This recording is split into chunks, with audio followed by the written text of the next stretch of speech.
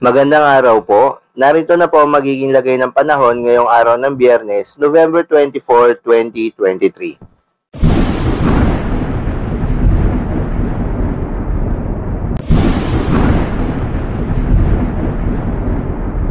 Sa kasalukuyan, tatlong weather system na ang nakakaapekto sa malaking bahagi ng ating bansa, kaya asahan ng kalat-kalat na pag-ulan na may kasamang thunderstorm sa ilang bahagi ng Southern Luzon, Visayas at Mindanao na dulot yan ng northeast monsoon o hanging amihan. Shear line o yung banggaan ng malamig at mainit na hangin at ang panghuli ay ang easterlies.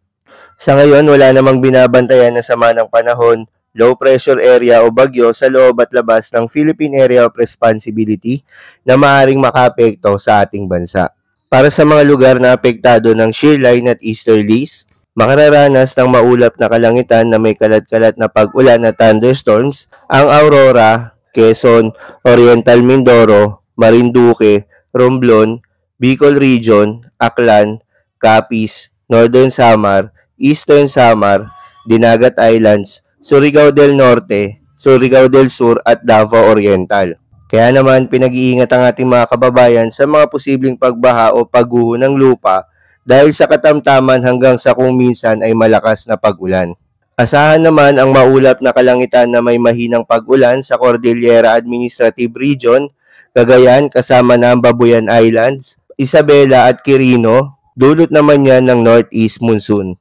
Para naman sa Ilocos Region at nalalabing bahagi ng Cagayan Valley, asahan ng bahagyang maulap hanggang sa maulap na kalangitan na may kalat-kalat na mahinang pag-ulan, dulot naman yan ng northeast monsoon. At para sa Metro Manila at iba pang bahagi ng bansa, asahan ng bahagyang maulap hanggang sa maulap na papawirin na may kasamang kalat-kalat na pag-ulan o thunderstorms.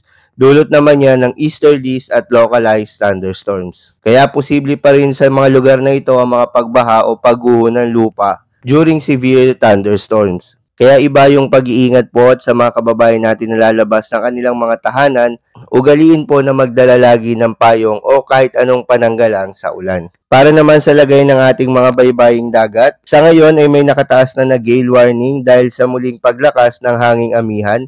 Kaya asahan na magiging maalon hanggang sa napakaalon dito sa Batanes, Ilocos Norte, Northern Coast of Cagayan kabilang ng Babuyan Islands. So yun lamang po para sa lagay ng panahon ngayong araw ng Biyernes. Keep safe everyone.